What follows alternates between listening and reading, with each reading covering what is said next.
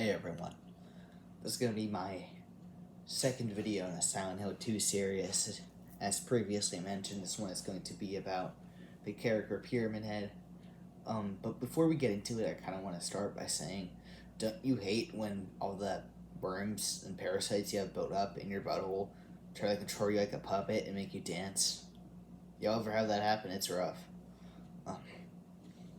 Now, I need to start by saying, of course, that as I previously mentioned, I'll reiterate that Pyramid Head is a manifestation of guilt and a manifestation of James' deep desire for punishment for his previous actions towards his dying wife. Now, it's also very important to mention how he interacts with another character, Maria, before we get way deep into this and other monster designs, because I might go over a few of those in this video. Or not Angela, I meant to say Maria. I might have said Maria, but I don't know. Yeah, I meant Maria is the point. There'll be another video on Maria, so I won't go into her too much, and I did mention her a little bit in the James video. Sorry, there's something in my mouth there.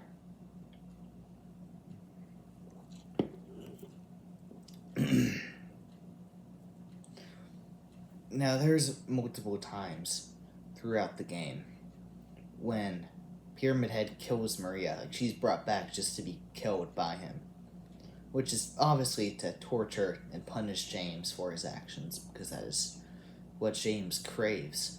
You know, that is why Pyramid Head exists.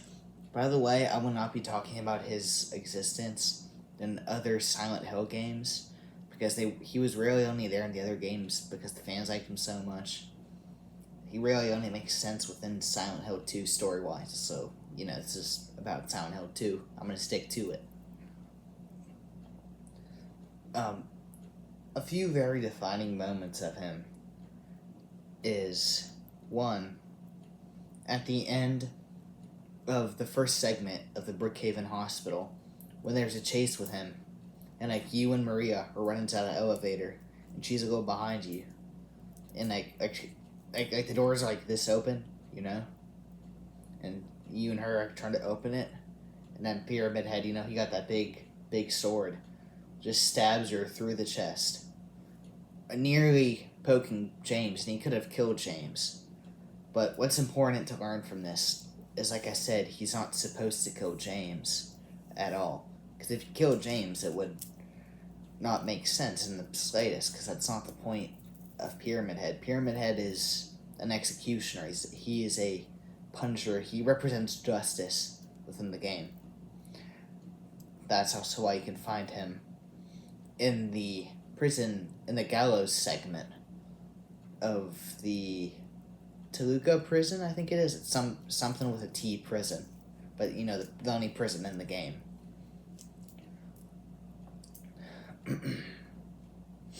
Pardon me.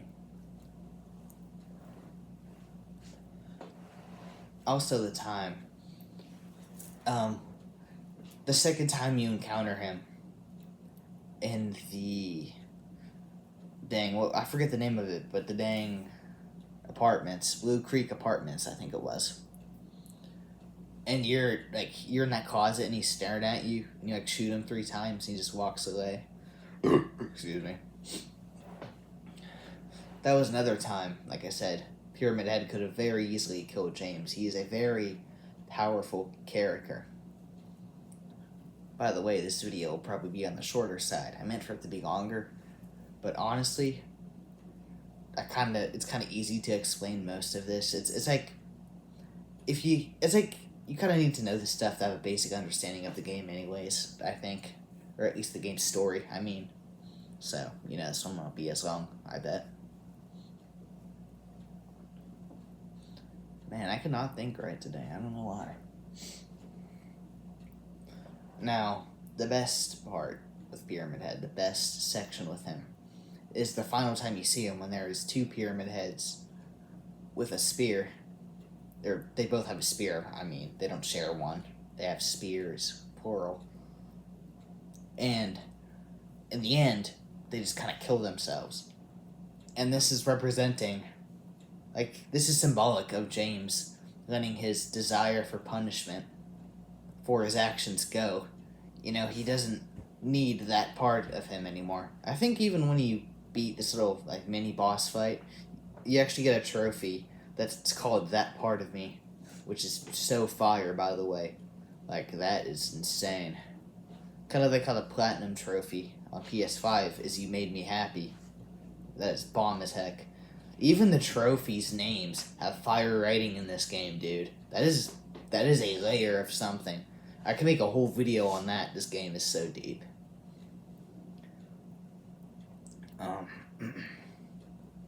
So, like I said, they just kind of lift their heads over and kill themselves. And this is right before the final boss fight. I'm assuming you get the leave ending. I'm assuming this is like your first playthrough. You're not doing New Game Plus yet, because obviously you want to have it unlocked on your first playthrough if you know how it works.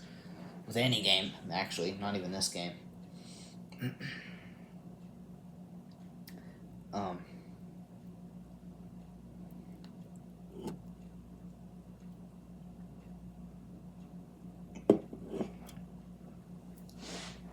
There's also a pretty interesting moment with him that I don't think gets very much love, which is, I mentioned the moment we're in the closet, where right before you hide in that closet, there's Pyramid Head, which is, it's meant to be sexually assaulting one of the monsters of Silent Hill, the mannequin thing in particular. I think it's just called the mannequin.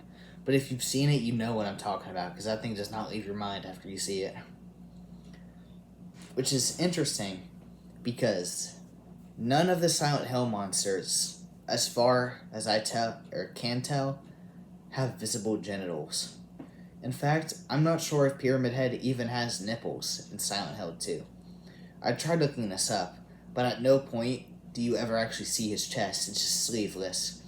And it's pretty tight on, so you can't really peek through the sleeves and try to get a look at his nipples. I looked really deep into this, because if he has nipples, that would mean there is a reproductive system.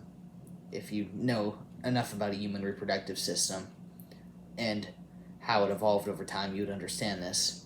That would mean if he had nipples, he has a penis or a vagina of some sorts, but it's obviously a guy, so probably a penis. Maybe a vagina. Another brief thing I want to mention, speaking of that, is Pyramid Head's gender. This is something interesting I kind of thought of, like, the other day before I made this video. Pyramid Head has no real gender when you really think about it. They're never referred to as like a he or she or anything, at least that I remember, especially not by James. Like I said, the trophy just said That Part of Me. So you could argue Pyramid Head is male because it's a part of James, and James is obviously a dude. Just throwing that out there. Interesting little thought. I don't know. I also wanted to mention him choking James several times throughout the game. Now, obviously,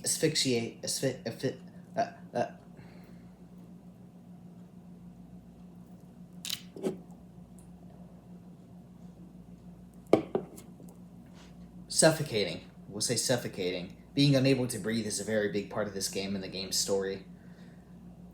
For another example of that in a monster is, of course, the nurses. This is probably the most head-on one. When you get close to them, obviously you notice their faces and heads are screwed up. That's actually just because what is on their head is a bag filled with some sort of fluid, so they're just constantly drowning, which is probably why they're moving around like that. It's probably incredibly painful of an existence to be like that. Obviously, this all circles back to him suffocating his wife. I mean, like, if I had a slumber party, I would not let this man have a pillow. And I don't even know if I said that joke last video or not, but I wrote it down and meant to say it in that. And if I did, because I'm not going to rewatch it, because I ain't going to watch all that. I don't care about my own videos that bad. But, This is just a little piece of trivia, speaking of James, but in Silent Hill 3, if you tried to make the woman you play as, I think her name was Heather or Cheryl. I've heard both names from people, and I don't know if there's a real one, but I'm going to say Cheryl because that's what I saw her name as in Dead by Daylight. I haven't played Silent Hill 3. But if you try to make her stick her hand in the toilet like James did, without hesitation, she'll look at the camera and comment how gross that is and ask who would do that. It's just so hilarious to me. Like, that's a direct diss towards James Sunderland, and he will not respond because he was before that and he didn't reappear in the game. Honestly, that's all we gotta say about that.